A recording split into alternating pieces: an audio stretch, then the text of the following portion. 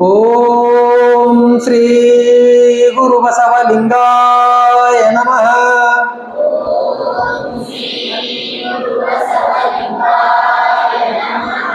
ಸಾಂಬ ಸದಾ ಶಿವ ಸಾಂಬ ಸದಾ ಶಿವ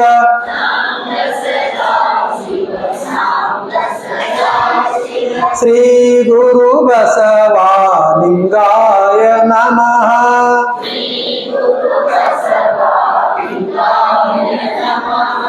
ಗುರುವೇ ಬಸವ ಹರನೇ ಬಸವ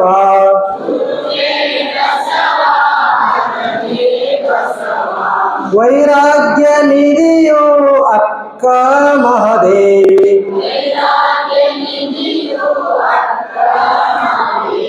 ಕನ್ನಡದ ಕೋವಿ ಕೋಗಿಲೆ ಅಕ್ಕ ಮಹಾದೇವಿ ಕನ್ನಡದ ಕವಿ ಕೋಗಿಲೆ ಅಕ್ಕ ಮಹಾದೇವಿ ಚನ್ನನವರ ಸತಿ ಅಕ್ಕ ಮಹಾದೇವಿ ಸ್ತ್ರೀಕುಲದ ಮುಕಟ ಮಡಿ ಅಕ್ಕ ಮಹಾದೇವಿ ಗುರುವಿನ ಗುರು ಅಕ್ಕ ಮಹಾದೇವಿ ಶ್ರೀ ಗುರು ಬಸವಲಿಂಗಾಯ ನಮಃ.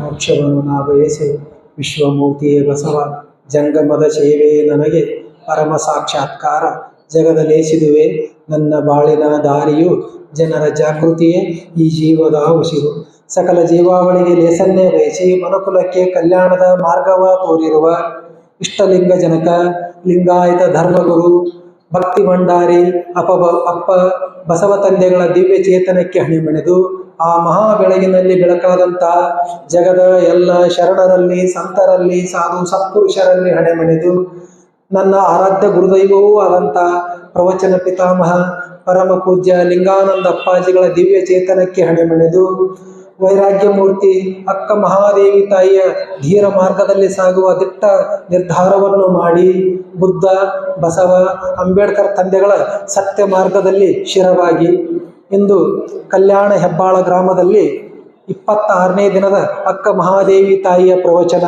ಈ ಪ್ರವಚನಕ್ಕೆ ಅನುಕೂಲ ಮಾಡಿಕೊಟ್ಟಂಥ ಗ್ರಾಮದ ಎಲ್ಲ ಗುರು ಹಿರಿಯರಲ್ಲಿ ಶರಣಾರ್ಥಿಗಳನ್ನು ಹೇಳುತ್ತಾ ಇವತ್ತಿನ ಈ ಪ್ರವಚನ ಕಾರ್ಯಕ್ಕೆ ದಿವ್ಯ ಸಾನ್ನಿಧ್ಯವನ್ನು ಕರುಣಿಸಿದಂಥವರು ಉಳುವಿಯ ಶಿವಪುರದ ಪರಮ ಪೂಜ್ಯ ಚನ್ನಬಸವ ಅಪ್ಪಗಳು.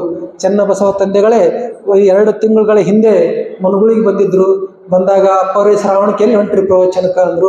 ಇಲ್ರಿ ನಾ ಪ್ರವಚನಕ್ಕೆ ಎಲ್ಲಿ ಹೋಗುದಿಲ್ಲ, ಹೋಗಿ ಅವ್ರ ಊರಾಗ ಎಲ್ಲಿ 1 ತಿಂಗಳಗಟ್ಟಲೆ ಇರೋದು, ನನ್ನ ಕಂಟಿನ್ಯೂ ಕಾರ್ಯಕ್ರಮ ಅಲ್ರಿಪ್ಪ ಅಂದೆ. ಹೋಗ್ಬೇಕು ನೀವು ಒಮ್ಮೆ ಹೋಗಿ ಆ ಕಲ್ಯಾಣ ಹೆಬ್ಬಾಳ ಐತಿ ಊರ ಸಂಕೇಶ್ವರಕ್ಕೆ ಅದು ಹೋಗಿ ಒಂದು ನೋಡ್ಬೇಕು ನೀವು ಅಂದ್ರು.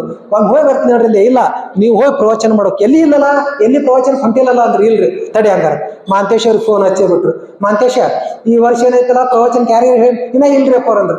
ಮನುಗಳು ವಿರಿತೇಶಾನಂದ ಅಪ್ಪ ಬರ್ತಾರ ಬರ್ಕೊಂಡ್ಬಿಡ್ರಿ ಅವ್ರಿಗೆ ಫೋನ್ ಮಾಡಿ ಹೇಳ್ರಿ ಅಂತ ಹೇಳ್ಬಿಟ್ರು. ಅಲ್ಲ ನಾವು 1 ತಿಂಗಳು ಹೋಗಿಬಿಡುದು ನನಗೂ ಒಂಥರ ಮುಜುಗರ. ಆಯ್ತು ತಡ್ರಿ ಬುದ್ಧಿ ಅವ್ರು ಏನು ಹೇಳಿದ್ರು ವಿಚಾರ ಮಾಡೋದಂದೆ.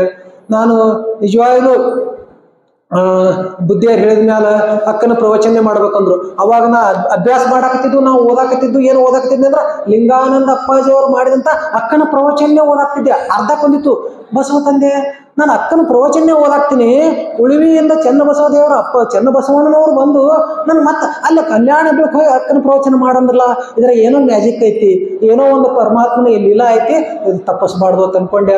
ಆಮೇಲೆ ಎಲ್ಲ ಇದು ಮಾಡಿದ್ರು, ಬಂದು ಎಲ್ಲ ಹಿರಿಯರು ಕೇಳಿದ್ರು, ಮಾಡಿದ್ರು. ಆಯ್ತಪ್ಪ ಒಪ್ಕೊಂಡೆ ಬರದೆ. ಆಮೇಲೆ ಬೋರ್ದು ದಿವಸ ಕಾಸ ಆಯ್ತು ನನಗೆ ಬ್ಯಾಡ ಹೆಂಗ್ರೆ ಆಯ್ತು ತಪ್ಪಿ ಮತ್ತೊಬ್ರು ಯಾರೇ ಬಂದು ಹೇಳ್ತೀನಿ ಅಲ್ಲಿ ಮಾಡ್ತೀನಿ ಅಲ್ಲಿ. ಮುಂಜಾನೆ ಎಡ್ತಿಗೆ ಬಿಟ್ಟೇವ್ರಿ ಶ್ರೀಶೈಲರು 9ಕ್ಕೆ ಬಿಟ್ಟೇವ್ರಿ. ಇಲ್ಲಿ ಸಂಜೆನಾಗ 5:30 6ಕ್ಕೆ ಬಂದ್ಬಿಟ್ಟೇವಿ. ಅಂದ್ರೆ ಸೊಕಾಸ ಗಾಡಿ ಹೊಡಿದು ಅಂದ್ರೆ ಏನು ಸುಳ್ಳು ಅಲ್ಲಿ ಹಿಂಗ್ರಿ. ಅಂದ್ರೆ ನನ್ನ ವಿಚಾರ ತಿಂಗಳಗಟ್ಲೆ ಹೋಗಿ ಅವ್ರ ಊರಾಗಿರ್ಬೇಕಲ್ಲ ಅನ್ಕೋತಿದ್ಯಾ. ಆರ ಎಂಥ ತಪ್ಪು ಮಾಡ್ತಿದ್ನಪ್ಪ ಅವತ್ತು. ಏನ್ರಿ ನಾ ತಪ್ಪಿಸ್ಕೊಂಡಿದ್ನ್ಯಾರ ಏನಾರು ಇದು ಮಾಡಿದ್ರೆ ಎಂಥ ತಪ್ಪು ಮಾಡ್ತಿದ್ಯಾ. ನಿಮ್ಮಂಥ ಎಲ್ಲ 770 ಅಮರಗಣಗಳು, ಲಕ್ಷದ ಮೇಲೆ 96 ಶಿವಶ ಅಂದ್ರೆ ಎಲ್ಲರೂ ಎಲ್ಲಿದಾರಪ್ಪ ಅಂದ್ರೆ ಸತ್ ಪ್ರೆಸೆಂಟ್ ಕಲ್ಯಾಣ ಹೆಬ್ಬಾಳದಾಗೆ ಅದಾರ.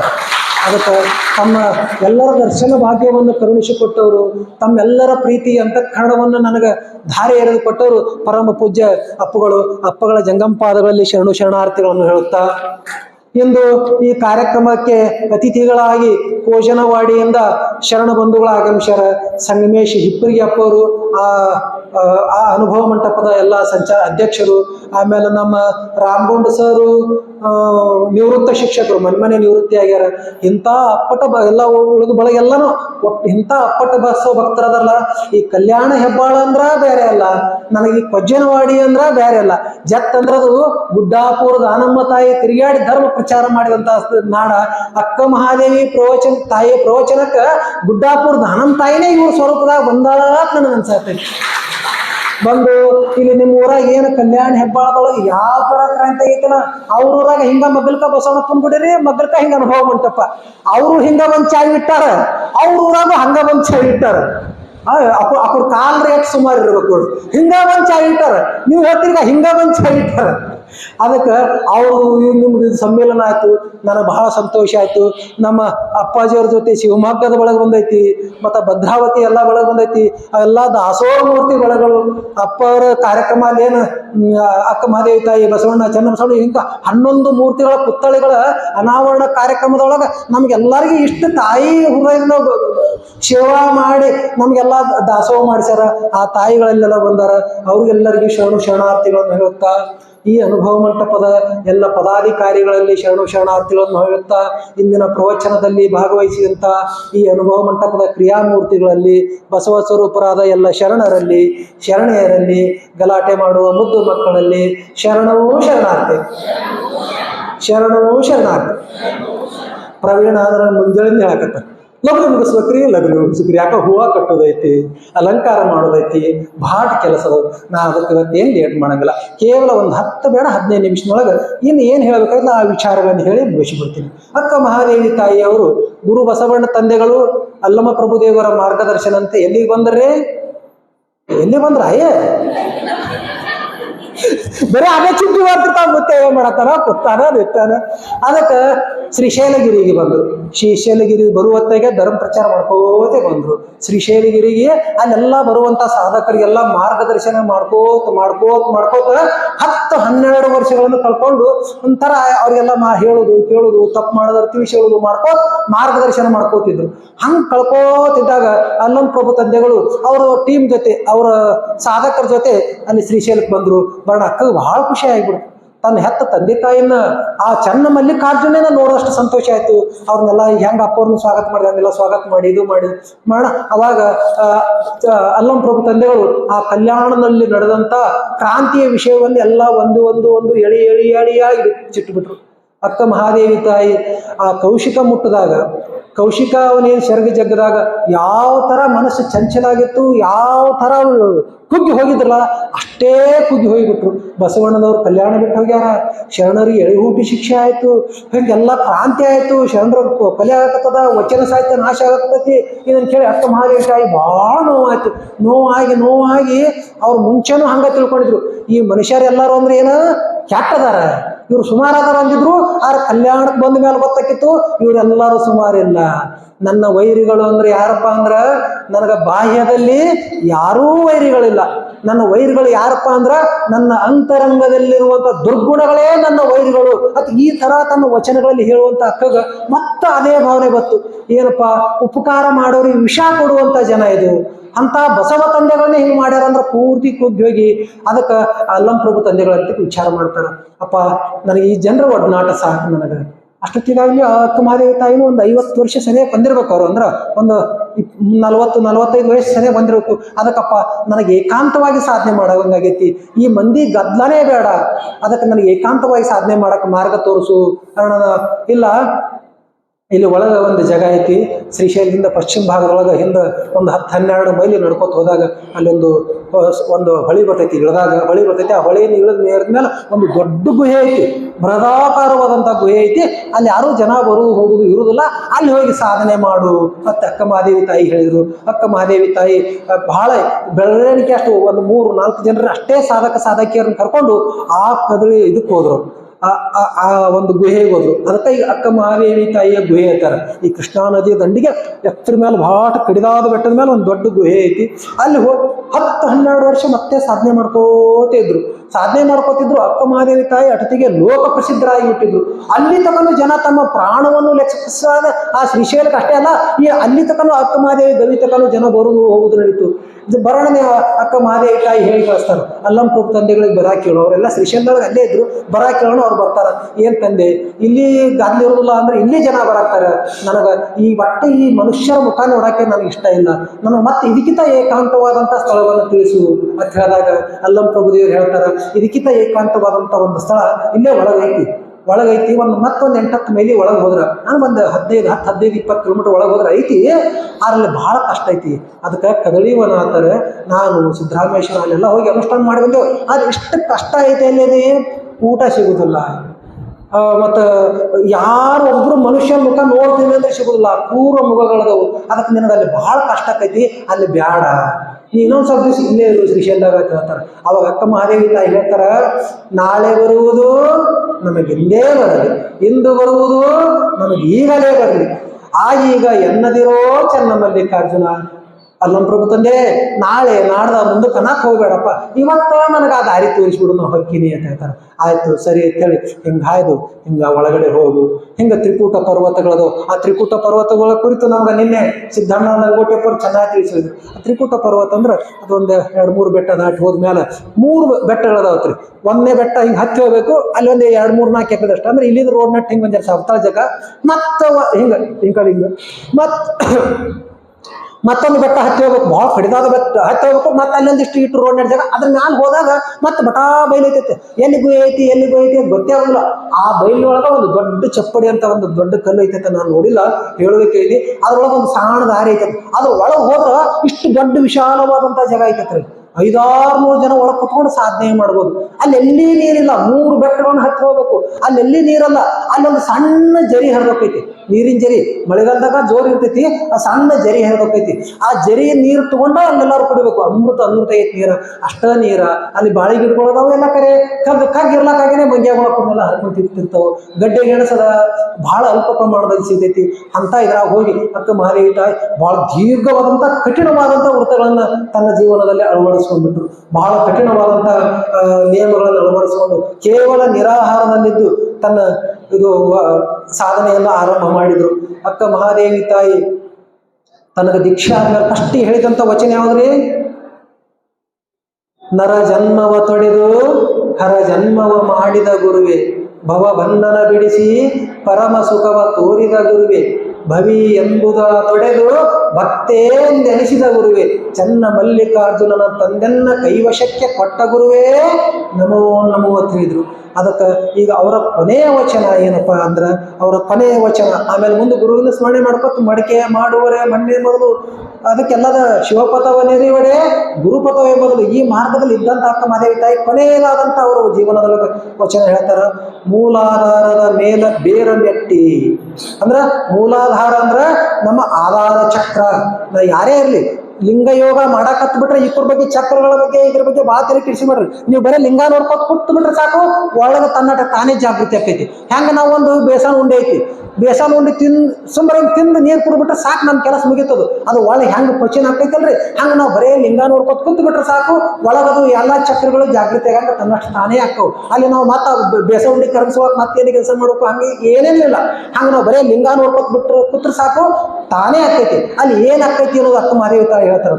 ಮೂಲಾಧಾರದ ಬೇರ ಮೆಟ್ಟಿ ಅಂದ್ರೆ ಆಧಾರ ಚಕ್ರದಲ್ಲಿ ಅಂದ್ರೆ ಆಧಾರ ಮಾಡಿಕೊಂಡು ಶಿವಯೋಗ ಕೂತ್ಕೊಂಡ್ಯ, ಭ್ರೂಮಂಡಲವನ್ನು ಏರಿದೆ. ಆಧಾರ ಚಕ್ರದಲ್ಲಿರುವಂತ ಕುಂಡಲಿನಿ ಸರ್ಪ ಶಿವಯೋಗಕ್ಕೆ ಆರಂಭ ಮಾಡಿದ ತಕ್ಷಣ ಅದು ಸತ್ತು ಬಿದ್ದರತ್ಲೆ ಅದು ಜಾಗೃತ ಆಗಿ ನಿಧಾನಕ್ಕೆ ಏರ್ಕೋತ್ ಬರ್ತೈತಿ. ಒಂದು ಹಂತಗಳನ್ನ ಏರ್ಕೋತ್ ಬಂದು ಭ್ರೂಮಂಡಲವನ್ನು ಏರಿದೆ ಅಂದ್ರೆ ಈ ಸಹಸ್ರಾರ ಚಕ್ರವನ್ನು ಏರಿದೆ.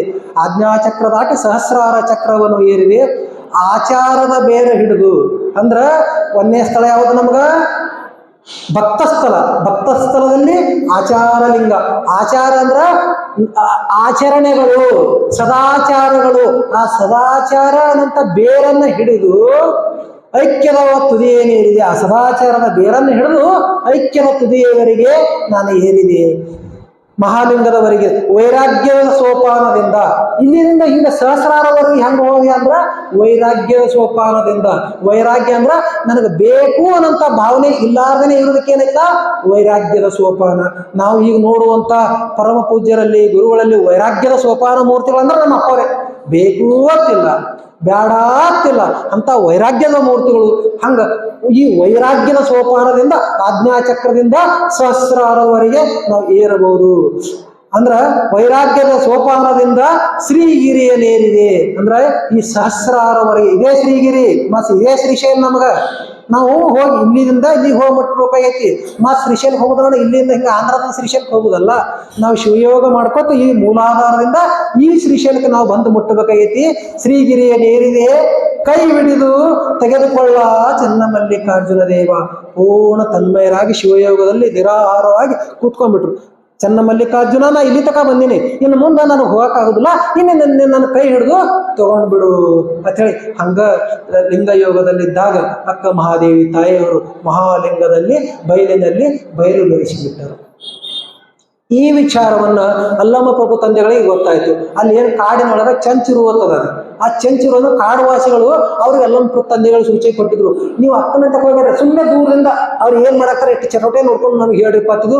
ಪ್ರತಿ ದಿವಸ ಬಂದು ಹೇಳ್ತಿದ್ರು. ಅವತ್ತು ಒಂದ್ ದಿವಸ ಹೇಳಿದ್ರು, ಅಕ್ಕ ಮಹಾದೇವಿ ತಾಯಿ ಕೈಯಾಗ ಲಿಂಗ ಹಿಡ್ಕೊಂಡು ಹಿಂಗೆ ಕೂತವ್ರು ಹೊಟ್ಟೆ ಅಳಿಯಾಡಿಸಕತ್ತಿಲ್ಲ, ಆ ಕಣ್ಣಿನ ನೋಟು ಹಂಗ ಐತಿ, ಲಿಂಗನ ಹಂಗ ಐತಿ, ಇದು ಐತಿ, ಅವರು ಅದಾರ ನಮ್ಗೆ ಅನ್ಸೋಲ್ದು ಅಂತ ಕಾಡು ಜನ ಬಂದು ಹೇಳಿದ್ರು. ಅಲ್ಲಮ್ಮ ಪ್ರಭು ತಂದೆ ಗೊತ್ತಾಯ್ತು, ಅಕ್ಕ ಮಹಾಲಿಂಗದಲ್ಲಿ ಬೆರೆಸಿ ಬೇರಿಲ್ಲದಂತೆ ಒಂದಾಗಿಬಿಟ್ಟಾಳ ಅಂತ ತಿಳ್ಕೊಂಡು ಅಲ್ಲಿರುವಂತ ಎಲ್ಲ ಸಾಧಕರನ್ನ ಎಲ್ಲರನ್ನ ಕರ್ಕೊಂಡು ಆ ಅಕ್ಕ ಮಹಾದೇವಿ ತಾಯಿಯ ಕದಳಿ ವನಕ್ಕೆ ಬಂದು ಅಕ್ಕ ಮಹಾದೇವಿ ತಾಯಿಯ ಸಮಾಧಿಯನ್ನ ಆ ಕದಳಿ ವನದಲ್ಲೇ ಮಾಡ್ತಾರೆ. ಆಮೇಲೆ ಅಲ್ಲಮ್ಮ ಪ್ರಭು ತಂದೆಗಳು ಪೂರ್ಣ ಹಣ್ಣಾಗಿರ್ತಾರ, ಪೂರ್ಣ ಹಣ್ಣಾಗಿರ್ತಾರ.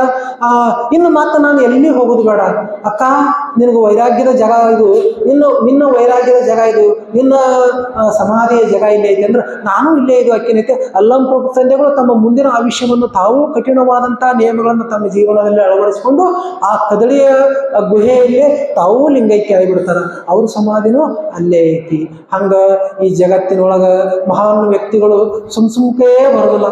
ಅಕ್ಕ ಮಹಾದೇವಿ ತಾಯಿ ನೋಡಿ, ಹುಟ್ಟಿದ್ಯಾವ್ರ, ಬೆಳೆದಿದ್ಯಾವ್ರ, ಕೌಶಿಕನಂತೆ ಬಂದಿದ್ದು ಏನ್ ಕತಿ, ಊರು ಬಿಟ್ಟು ಹೋಗೋದು ಏನ್ ಕತಿ, ದಾರಿ ಒಳಗೆ ಎಂಥ ನೋವು ನಲಿವು ಅನುಭವಿಸುವುದೇನು, ಅಲ್ಲಿ ನಾನು ಅನುಭವ ಮಟ್ಟದೊಳಗೆ ಬಂದು ಎಲ್ಲಾರ ಜೊತೆ ಬೆರ್ತ ಆನಂದವಾಗಿರುವುದೇನು, ಮುಗಿತಳಪ್ಪ ಜೀವನದಾಗ ಕಷ್ಟ ಎಲ್ಲ ಆನಂದಿದ್ರು. ಮತ್ತು ಅಲ್ಲಿಂದ ಧರ್ಮಚಾರ ಮಾಡೋ ಶ್ರೀಶೈಲಕ್ಕೆ ಹೋಗೋದೇನು, ಅಲ್ಲಿಂದ ಅಕ್ಕನಗವಿ, ಅಲ್ಲಿಂದ ಕದಳಿವನಕ್ಕೆ ಹೋಗಿ ಎಲ್ಲಿ ಹುಟ್ಟುದು ಎಲ್ಲಿ ಬೆಳೆದು, ಇದಕ್ಕೆ ಎರವಿಲ್ಲದ ಸಂಸಾರ ಥರ, ಎರವಿಲ್ಲದ ದಾಂಡಿನಿ ಎಲ್ಲಿ, ಇದಕ್ಕೆ ಎಲ್ಲಿ ಹುಟ್ಟುದು. ಈಗ ನೋಡ್ರಿ ಇಲ್ಲೆಲ್ಲರೂ ಕೂತಿರಿ, ಇದೇ ಊರನ್ನವ್ರದ್ರೆ ಇದ್ರಾಗ ಹೆಚ್ಚಿನವ್ರು ಎಲ್ಲಿ ಹುಟ್ಟಿರಿ, ಎಲ್ಲಿ ಬಂದು ಬೆಳೆದು, ಯಾರ ಕಡೆ ಬೇಯಿಸ್ಕೊಳ್ಳೋದು, ಯಾರನ್ನ ಅಪ್ಪನ ಜ್ವಾಕಿ ಮಾಡೋದು, ಯಾರನ್ನ ಬೆಳೆಸೋದು, ಅದೊಂಥರದು ವಿಚಿತ್ರವಾದಂತಹ ಜೀವನ ಐತಿದು. ಅದಕ್ಕೆ ಶರಣರು ಅಂದ್ರ ಸಾಮಾನ್ಯ ರಂಗ ಬರೋಂಗಿಲ್ಲ, ಸಾಮಾನ್ಯ ರಂಗ ಹೋಗಂಗಿಲ್ಲ. ಲೋಕದಂತೆ ಬಾರರು, ಲೋಕದಂತೆ ಇರರು. ನಂಬತಿ ಎಮ್ಮೆ ಎತ್ತ ಕತ್ತಿ ಸಂಸಾರ ಲೋಕದಂತೆ ಬಾರರು, ಲೋಕದಂತೆ ಇರರು, ಲೋಕದಂತೆ ಹೋಗರು ನೋಡಯ್ಯ. ಪುಣ್ಯದಂತೆ ಬಪ್ಪರು, ಪುಣ್ಯದ ಗಂಟ ತಗೊಂಡು ಬರ್ತಾರ. ಪುಣ್ಯದಂತೆ ಬಪ್ಪರು, ಜ್ಞಾನದಂತೆ ಇಪ್ಪರು. ಜ್ಞಾನಿಗಳಾಗಿ ಭೂಮಿ ಮೇಲೆ ಇರ್ತಾರ. ತಾವು ಜ್ಞಾನಿಗಳಾಗಿ ಸಮಾಜಕ್ಕೆಲ್ಲ ಜ್ಞಾನವನ್ನು ತೋರಿಸುವ ಜ್ಞಾನಿಗಳಾಗಿ ಈ ಭೂಮಿ ಮೇಲೆ ಇರ್ತಾರ. ಮತ್ತು ಹೋಗುದು ಹೆಂಗ್ ಹೋಗ್ತಾರಂದ್ರ ಮುಕ್ತಿಯಂತೆ ಹೋಗರು ನೋಡಯ್ಯ ಉರ್ಲಿಂಗ ದೇವ ನಿಮ್ಮ ಶರಣರು. ಹಂಗ ಅಕ್ಕ ಮಹಾದೇವಿ ತಾಯಿಯವರು ಪುಣ್ಯದ ಗಂಟ ತಗೊಂಡು ಈ ಲೋಕವನ್ನು ಬೆಳಗಾಕ ಬಂದ್ರು. ಅವರ ವಚನಗಳು, ಸ್ವರವಚನಗಳು ಮತ್ತು ಯೋಗಾಂಗ ತ್ರಿವಿಧಿ, ಅವರ ಜೀವನದ ಮೌಲ್ಯಗಳಿಂದ ನಮಗೆಲ್ಲ ಜ್ಞಾನದ ಬೆಳಕನ್ನು ಕೊಟ್ಟರು. ನಮಗೆಲ್ಲ ಜ್ಞಾನ ದೇವಿಯಾಗಿ ಮಹಾಲಿಂಗದಲ್ಲಿ ಮುಕ್ತಿಯಂತೆ ಅವರು ಚನ್ನಮಲ್ಲಿಕಾರ್ಜುನನಲ್ಲಿ ಬೆರೆಸಿ ಬೇರಿಲ್ಲದಂತೆ ಒಂದಾಗಿಬಿಟ್ರು. ಇಲ್ಲಿಗೆ ಈ ಪ್ರವಚನ ಮುಕ್ತಾಯ ಆಯಿತು. ಅಕ್ಕ ಮಹಾದೇವಿ ತಾಯಿಯ ಕುರಿತು ಒಂದು ಮಂಗಲಗೀತೆಯನ್ನು ಹೇಳ್ತೀನಿ. ಮಂಗಲಗೀತೆ ಆದಮೇಲೆ ಅಪ್ಪ ಅವರು ಮುಂದಿನ ಕಾರ್ಯಕ್ರಮ ಮಾಡ್ತಾರೆ. ನನ್ನ ಜೊತೆ ಎಲ್ಲರೂ ಹೇಳಬೇಕು. ಇದನ್ನು ಮಾತಾಜಿಯವರು ಬರೆದಿದ್ದರು. ಅಪ್ಪಾಜಿಯವರು ಹೋದರಲ್ಲ, ಲಿಂಗಾನಂದ ಅಪ್ಪಾಜಿಯವರ ಶಿಷ್ಯರು. ಲಿಂಗಾನಂದ ಅಪ್ಪ ಅವ್ರು ಬೇರೆಗಳು ನೋಡ್ರಿ ಎಷ್ಟು ದೂರದವ. ಲಿಂಗಾನಂದ ಅಪ್ಪ ಅವರು ಕೊಜನವಾಡಿ ಅಲ್ಲಿ ಜತ್ತಕ್ಕೆ ಬಂದು ಬಿದ್ದು ಮಾಡಿದ್ರೆ ಆಲ್ ಬದಲಾವಣೆ ಆಗೈತಿ. ಇಲ್ಲಿ 62ನೇ ಇಸ್ವಿ ಒಳಗೆ ಇಲ್ಲಿ ಪ್ರವಚನ ಮಾಡ್ಯಾರ ಅಪ್ಪರೇ. ಅವಾಗಿನ 62ನೇ ಇಸ್ವಿ ಒಳಗ ಕಾವ್ಯ ಹಾಕೊಂಡಿದ್ದ ಅವರು. ಅವಾಗ ಇಲ್ಲಿ ಬಂದು ಪ್ರವಚನ ಮಾಡ್ಯಾರ. ಅದು ಅವ್ರು ಒಂದೇ ಪ್ರವಚನ ಹತ್ತಿದ್ದು ಈ ಕಲ್ಯಾಣ ಹೆಬ್ಬಾಳದೊಳಗೆ. ಅದು ಅವ್ರು ಒಂದೇ ಪ್ರವಚನ ಇಲ್ಲಿ ಮಾಡಿದ್ದು. ಅಲ್ಲಿಂದ ಅವ್ರ ಅಪ್ಪ ಅವರ ಕರುಳಿನ ಕುಡಿ ಅಂದ್ರೆ ಅವರ ಕರ ಸಂಜಾತ್ರೆ ಯಾರಪ್ಪ ಅಂದ್ರ ಚನ್ನಬಸವ ಅಪ್ಪ ಅವರು. ಅದಕ್ಕೆ ಆ ಅಪ್ಪಾಜಿಯವರು ಇದು ಎಷ್ಟೈತಿ ನೋಡ್ರಿ, ಲಿಂಕ್ ಎಷ್ಟೈತಿ ನೋಡ್ರಿ. ಅಪ್ಪಾಜಿಯವರು ಅವ್ರ ಕೈಯ ಕರ ಸಂಜಾತಿ ಅಂತ ಮಾತಾಜಿಯವರು ಬರ್ದಾರ. ವೈರಾಗ್ಯ ಮೂರ್ತಿ ಮಾತಾಜಿಯವರು ಬರ್ದಾರ. ನಾ ಹೇಳಿಕೊಡ್ತೀನಿ, ಹೇಳ್ತೀರಿ ಎಲ್ಲರೂ? ಜಯತು ಜಯತು ಮಹಾದೇವಿ ಜಗನ್ಮಾತೆ ಪಾಹಿ ಮಾಂ. ಜಯತು ಜಯತು ಶಿವಭಾಮೆ ಜ್ಞಾನನಿಧಿ ರಕ್ಷ ಮಾಂ. ಮನುಕುಲಕ್ಕೆ ಮುಕುಟಮಣಿ